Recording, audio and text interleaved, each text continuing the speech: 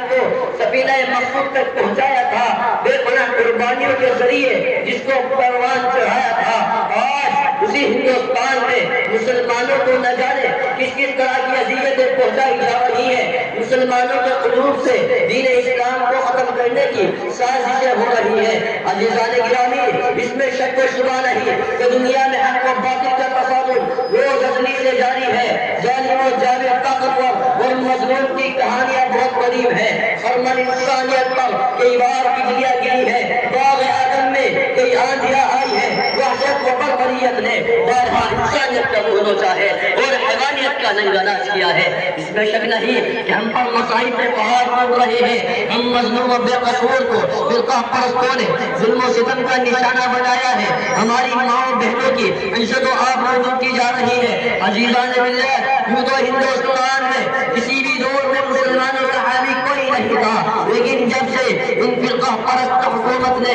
ہندوستان کے اندر جنم لیا، جب سے مسلمانوں کی کہیں صحیح سے پورے چین چھن گیا، کیونکہ ان فرقہ پرستوں نے ذمہ وقت مذہب اسلام کو مٹانے کے لیے نہ جانے کیسی کیسی رچنا رچی ہے۔ غور تو کرے، کبھی وندے ماترم جیسی گندی وانا پارٹیز کو نافذ کرنے کا حکم ہوتا ہے، جس کی وجہ سے دین حرام ہو جاتی ہے۔ جو گیت ہندوستان کے مدارس و مساجد میں پڑھائے جاتے ہیں، جس گیت میں سراسر کفر بھرا ہوا ہے، جس گیت کو ایک بار پڑھنے سے مسلمان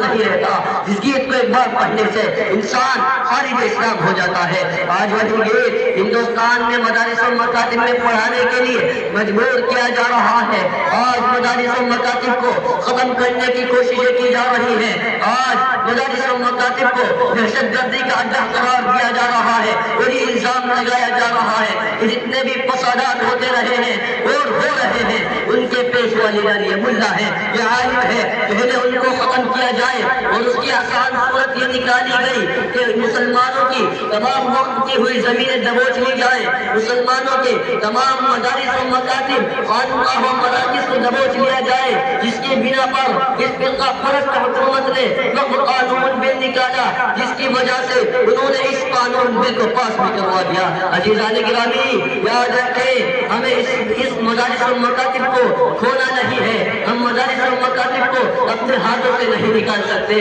ہمیں جان دینی پڑی، ہمیں جان دینی پڑی، جان دیں گے۔ ہم تمہاری دھمکیوں سے خوف کھا سکتے نہیں، ہم تمہاری دھمکیوں سے خوف کھا سکتے نہیں، سر کٹا سکتے ہیں لیکن سر جھکا سکتے نہیں۔ عزیزان گرامی، اگر وطن ہماری جان مانگے تو جان دیں گے، اگر وطن ہمارا مال مانگے تو مال دیں گے، اگر وطن ہماری اولاد مانگے تو اولاد دیں گے، اگر وطن ہمارا تن من دھن مانگے تو سب کچھ دیں گے۔ لیکن یہ نہیں ہو سکتا کہ مسلمان نبی کی جہ و جلال دے، یہ نہیں ہو سکتا کہ مسلمان نبی کی شان میں گستاخی کو برداشت کر سکے، یہ نہیں ہو سکتا کہ مسلمان آخرت کو چھوڑ کر دنیا کو ترجیح دے۔ عزیزان گرامی، عزیزان گرامی، آپ کو وہ تاریخ یاد ہوگی کہ انگریزوں کی ظلم و دیانتی جب حد سے آگے بڑھی تو انہوں نے ایک اسلامی قلعے کو مسمار کر کے اس پر تسلیتی عقیدے کی بنیاد رکھنا چاہا تھا، تو سب سے پہلے حضرت شاہ عبدالعزیز محدث دہلوی علیہ الرحمہ میدان جہاد میں بے جھجک ٹوٹ پڑے اور افضل الجہاد کلمۃ حق ہند سلطان الجائر کے جذبہ استقرار سے سرشار ہو کر ہندوستان کے دارالحرب ہونے کا فتویٰ دے دیا۔ عزیزان گرامی، آج تمہاری عزت و آبرو کے امتحان کا وقت آ چکا ہے۔ آج تاج محل کی پرشکوہ عمارت تم سے فریاد کر رہی ہے، آج لال قلعے کی دیواریں تمہیں آواز دے رہی ہے، آج قطب مینار تمہارا مرثیہ پڑھ رہا ہے، آج بابری مسجد کی دلخراش چادر تمہاری کاروبار کو بھجوڑ رہی ہے۔ عزیزان گرامی، وہ مسلم خاتون جن کی عزت و آبرو کو پامال کیا گیا تھا، وہ تمہیں آواز دے رہی ہے، اے ملت اسلامیہ کے نوجوانوں، اے خالد بن ولید کے فرزندوں، اے محمد بن قاسم کے پیروکاروں، اے صلاح الدین ایوبی کے ہمنشینوں،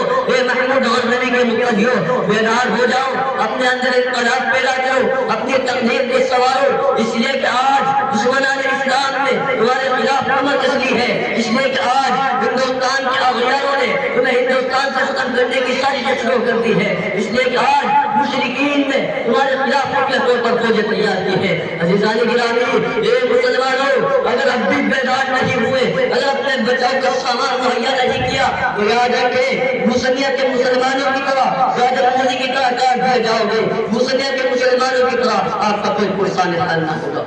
میں ان اشعار کے ساتھ اپنی تقریر کو ختم کرتا ہوں۔ تخت نشینوں اٹھ بیٹھو،